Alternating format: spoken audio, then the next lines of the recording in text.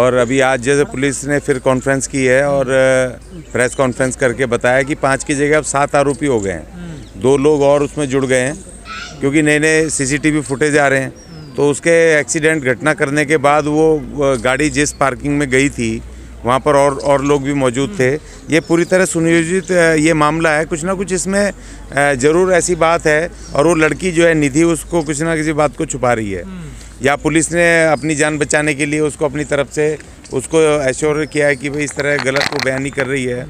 और जब वो लड़के वहाँ होटल में बुलाए उसको एक तो चरित्र हनन उसका करने की कोशिश की जा रही है। अचानक से 2 दिन बाद वो लड़की आती है निधि नाम की एक वो, और वो उसमें CCTV कैमरा दिखाते हैं किसी होटल का और वो कह रहे हैं कि भाई वहाँ 2 बजे तक रात को रही। वो लड़की बोल रही है दारू ज़्यादा पी रखी थी, उसने शराब पी रखी थी और किसी बॉयफ्रेंड का भी कोई मामला था। तो उसको चरित्र को करने की कोशिश की, लेकिन कल जैसे ही वो पोस्टमार्टम रिपोर्ट आई तो उसमें शराब नहीं थी। और दूसरी बात एक और चीज़ सामने आई है कि होटल में रूम जो निधि ने बुक कराया था निधि के नाम पर है, अंजलि के नाम पर नहीं है। और तीसरी बात ये वो लड़की जो वो करती थी इवेंट मैनेजमेंट का काम करती थी, वो उसमें जो शादी ब्याहों में उसके लिए करती थी। तो उसमें उसको किसी पार्टी बोल करके कि कोई पार्टी आने वाली है, काम मिलना है, इसके लिए उसको रोका रखा। 9 बजे उसके घर में वो कह के गई थी अपने घर में 7 बजे कि मैं आपको खाना लेके आऊँगी 9 साढ़े 9 बजे तक काम ख़त्म करके अपनी माँ से और भाई बहनों से। मगर वो 10 बजे के बाद उसका फ़ोन बंद हो गया और उसको रोक के रखा वहाँ फोर्सफुली। वो लड़ भी रही है रात को 2 बजे निकलते समय जो 1 बजे कुछ मिनट का CCTV फुटेज है होटल से। तो वो उस लड़की निधि से इसलिए लड़ रही है कि भाई आपने मुझे क्यों रोक के रखा है यहाँ पे। कुछ और भी लोग आए थे कि भाई कोई पार्टी आने वाली है, कुछ आने वाला है। और इसमें बहुत बड़ा एक स्कैंडल है जो कि इसको लड़की की हत्या हुई है और वहाँ पर उसको पहले से उसका एक भी कपड़ा नहीं है उसके शरीर पर। अगर वो घसीटते हुए भी जाएगी तो कोई ना कोई तो हाथ में कहीं पर कोई कपड़ा बचेगा।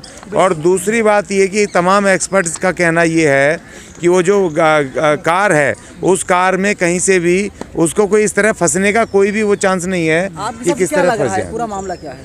देखिए पूरा मामला पूरी तरह हत्या का है और इसमें ज़रूर कुछ ना कुछ ऐसी चीज़ें हैं जो सामने आएंगी क्योंकि जो मेन वो मित्तल है जो वहाँ पर राशन की दुकान वगैरह चलाता है वो तमाम BJP का नेता है और उसमें कॉन्स्पिरेसी है बहुत भारी। या तो लड़की क्योंकि होटल मैनेजमेंट में उसमें काम करती थी, उसको कुछ ना कुछ हो सकता है किसी काम वाम करते समय कुछ चीज़ें पता हो गई हों, क्योंकि जब सर्विस करते हैं काम करते हैं तो जो स्टाफ होता है उसको कुछ ना कुछ चीज़ें ऐसी पता चल जाती हैं कि फिर उसको रास्ते से हटाने के लिए कोई इस तरह की बात थी। और दूसरा इसमें टोटल फेलियर ये रहा है दिल्ली पुलिस का तो रहा है, साथ में होम मिनिस्ट्री और दिल्ली सरकार और जो women child and women development जो मंत्रालय है इनका सबसे भारी फेलियर रहा है।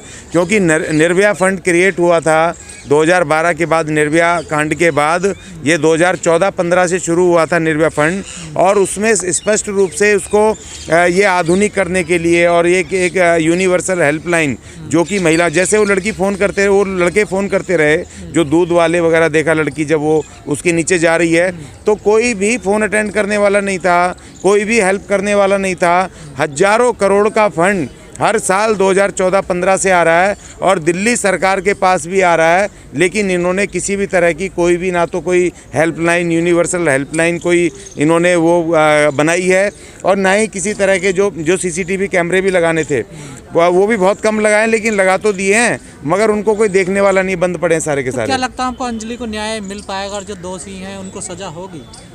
देखिए बहुत भारी इसमें बहुत बड़े लोग इसमें शामिल हैं, मुझे ऐसा लग रहा है। क्योंकि कल मैं जब वहाँ गया तो वहाँ एक प्रेस मीडिया से भी मेरी वहाँ बहस हो गई। वो उसके जो उसका कैरेक्टर एसिसिनेट करने की कोशिश कर रहे हैं उसके ऊपर वो कर रहे हैं, लेकिन फॉरेंसिक जांच से वो हो गया।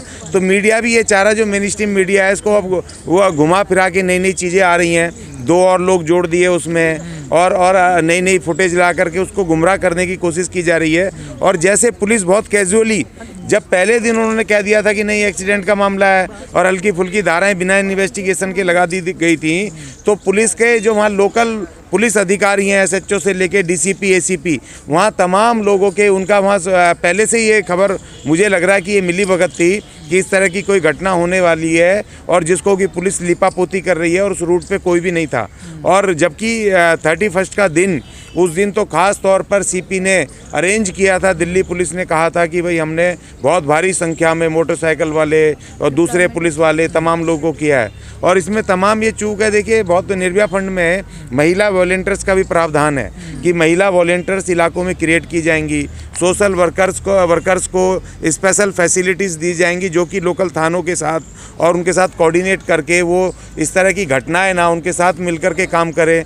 तो जब वो फंड कहाँ जा रहे हैं, कहाँ पर ये हालात, दिल्ली जैसा जो कैपिटल है, दिल्ली का राजधानी है देश की, वहाँ पर इस तरह की घटना हो गई और दिल्ली पुलिस जो सबसे हाईटेक पुलिस है वो बार बार इस मामले को घुमाए जा रही है।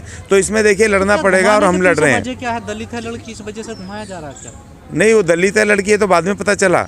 मुख्य बात है कि पहले वो बीजेपी का लीडर और वो लड़की दलित है, अनुसूचित जाति की लड़की है, और इसी वजह से केजरीवाल साहब ने उसको 10 लाख रुपए का वो भी मुआवजे के लिए कैजुअली उन्होंने कह दिया। जबकि मैंने आज चिट्ठी लिखी केजरीवाल साहब को, निर्भया फंड में जो वहाँ पर उसको सेंट्रलाइज, उसको विक्टिम को कंपनसेशन का पूरा फंड 880 करोड़ रुपया दिल्ली सरकार के पास पड़ा है पिछले 2019 से, उस पर 1 रुपया खर्चा नहीं हुआ, जो है विक्टिम महिलाओं के लिए कंपनसेशन देने के लिए। तो उसमें 1 करोड़ रुपया आप क्यों नहीं दे रहे भाई उनको? उनका जो परिवार है, जो गरीब परिवार है, 4 भाई बहन रह गए छोटे छोटे, और वो लड़की अकेली कमाने वाली थी, माँ के अपना जो उसकी किडनी वगैरह ख़राब हैं, अब घर की माली हालत ख़राब है, तो आप उनको व्यापार करने को, दुकान मकान खोलने के लिए क्यों नहीं दे रहे हो, जिससे कि वो इस केस को लड़ पाएँ मजबूती के साथ। देखिए आर्थिक जो कंडीशंस होती हैं वो बहुत मैटर करती हैं न्याय लेने के लिए। अगर उनको आर्थिक मदद नहीं करेगी सरकार, और हम कह रहे हैं एहसान मत करो, जो निर्भया फंड में जो प्रावधान है उसको आप पूरे कर दो भाई। महिला के ऊपर एक एट्रोसिटी हुई है, इस तरह की घटना हुई है, और इसी तरह के इन कानूनों की, इस तरह की घटनाओं के लिए वो फंड्स हैं, तो आप पूरा करो। और दिल्ली पुलिस से मेरी अपील है, दबाव भी है क्या पुलिस के ऊपर? देखिए राजनीतिक दबाव भी बहुत भारी है, इसीलिए पुलिस, देखो पुलिस, मैंने दिल्ली पुलिस को इतना लाचार कभी नहीं देखा। 4 स्पेशल सीपी लगे हैं, वो कह रहे हैं 18 टीमें लगी हुई हैं, और उसके बावजूद भी अभी तक कोई कॉन्क्रीट चीज़ उसमें निकल के सामने नहीं आ रही है।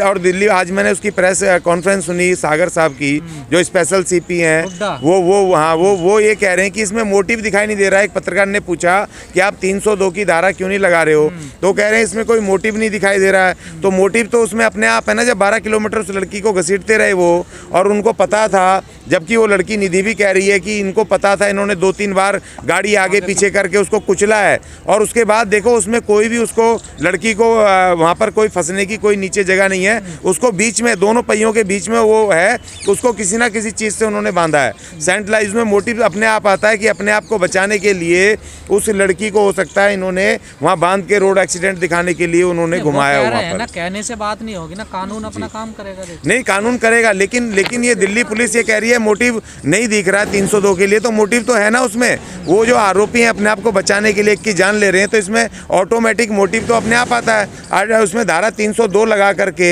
इमीडिएट उसके ऊपर उनको वो करनी चाहिए, इन्वेस्टिगेशन करनी चाहिए, और धारा 302 लगते ही ये जो मामले में और थोड़ी तेजी आएगी। तो अब ये पुलिस क्यों बचाने की कोशिश कर रही है, मेरी समझ में ये नहीं है। सर, अक्सर घटना के बाद पीड़िता को ही सवालों के घेरे में ले आते हैं कि रात में गई थी, पार्टी करी थी, अकेली करी, इन सब पे आप क्या कहेंगे? देखिए यही बड़ी दुख की बात है। देखिए वो कह रहे हैं ये अपना इंडिविजुअल मैटर है, ये हर नागरिक का, चाहे वो लड़की, आदमी, वुमेन हो, मैन हो, कोई भी हो, कि वो पार्टी करने जा रहे हैं, वो ड्रिंक कर रहे हैं, नहीं कर रहे हैं, वो दैट इज़ वो पर्सनल मैटर है। अब वो एक घटना हुई है, मर्डर हुआ है, एक हत्या हुई है, उसको आप हटा करके कैरेक्टर पे आप खासतौर पे लड़कियों के ऊपर एक खास तौर पे करते हैं। ऐसे कई सारे केस हुए हैं कि घुमा फिरा कर भाई ये रात को क्या कर रही थी, अपने बॉयफ्रेंड के साथ क्या कर रही थी, जैसे निर्भया के केस में सवाल उठने शुरू हो गए थे। और देखो हमारा रूढ़िवादी समाज, जो रूढ़िवादी लोग हैं, ये इसलिए होता है कि जो इस तरह एकदम से जो मूव खड़ा होता है ना उसके पक्ष में, विक्टिम के पक्ष में, तो वो उसमें से आधे लोग तो जो रूढ़िवादी होते हैं, जब ये पता चला कि उसने हल्ला मच गया कि दारू पी थी, या होटल में वो थी 4-5 घंटे रात को 12 बजे तक, या फिर उसने कोई बॉयफ्रेंड का इसमें बीच में वो डाल दिया, तो आधे लोग तो उनकी सपोर्ट करने से वो कहते हैं जी लड़की ख़राब थी।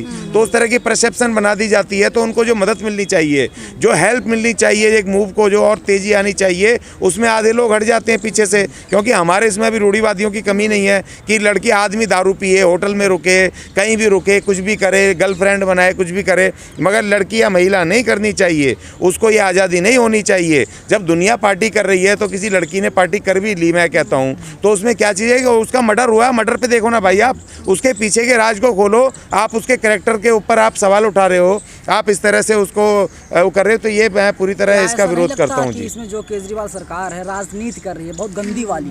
देखिए बिल्कुल, ये तो पहले एकदम से मेरे को लगा कि बहुत सारे ऐसे केस होते हैं, कभी ये आम आदमी पार्टी कभी बीच में नहीं आती थी, एकदम से, हाँ गुजरात में नहीं बोली, और भी बहुत सारे ऐसे केस होते हैं जिनको मैं गिना सकता हूँ, उसमें कोई इनकी आवाज़ नहीं आती। लेकिन अचानक से ऐसा क्या हो गया कि इस केस में एकदम से पूरी आम आदमी पार्टी टूट पड़ी, क्योंकि जो इन्होंने निर्भया फंड खाया है, और निर्भया फंड से इनको जो काम करने थे, जिससे कि इसमें एक हेल्पलाइन बनानी थी, जिसमें से इनको CCTV कैमरेज पूरे लगाने थे, और उनको लगाने नहीं थे, उनको चलाना भी था, मॉनिटर भी करना था। अगर वो रात को अगर ड्यूटियाँ होती लोगों की, और वहाँ पर सेंट्रलाइज एक जगह होती, और मॉनिटर अगर वो कैमरे हो रहे होते, तो उसी वक्त मिनटों में वो लड़की की जान भी बचाई जा सकती थी। आधे तो कैमरे ही नहीं चल रहे हैं उसके। जो लोग बिल्किस बानो पर एक शब्द बोल नहीं पाए, दहाड़े मार के चिल्ला रहे हैं। हाँ नहीं, देखिए यही समझ से बाहर है कि भाई एकदम से, कि एक तो पहली बात तो ये मुझे लग रहा है 2024 भी आ रहा है, तो ये अब प्रधानमंत्री बनने के चक्कर में है। पहले कहते थे मैं दिल्ली का मुख्यमंत्री हूँ जी, मेरे पास MCD नहीं है, वो दिलवा दो, मैं इतने सारे काम कर दूंगा, पहाड़ों को रातों रात उठा दूंगा कूड़े के। अब ये कह रहे हैं कि अब मुझे प्रधानमंत्री भी बना दो, फिर कहेंगे मुझे राष्ट्रपति बना दो। ये आदमी बिल्कुल एकदम से बिल्कुल नकारात्मक राजनीति करने वाला, दिल्ली के अंदर इतना सारा, दिल्ली का मुख्यमंत्री, अब MCD भी आपके पास, निर्भया फंड आपके पास, सरकार ने इतना पैसा दिया, वो सब कहाँ गया भाई? आपने क्यों नहीं दिल्ली में बेहतर ये किया? किस तरह की अपने महिला वॉलंटियर्स क्यों नहीं बनाए? आपने दिल्ली पुलिस के साथ मिलकर के आपने दिल्ली के अंदर जो सोशल वर्कर्स और काउंसलर्स के लिए जो स्पेशल उनको वो फैसिलिटी दे करके थाने लेवल पर आपने पूरे इलाकों में क्यों नहीं काम किया? ये तो मुख्यमंत्री का काम है ना, ये किसका काम है? आप कह रहे हो जी BJP, और वो कह रहा है जी वो आम आदमी पार्टी। इन्होंने दोनों ने मिलकर के जनता को फुटबॉल बना दिया। इसमें होम मिनिस्ट्री भी पूरी उतनी जिम्मेदार है, चाइल्ड एंड वुमेन मिनिस्ट्री भी उतनी जिम्मेदार है, और दिल्ली का मुख्यमंत्री भी उतना जिम्मेदार है।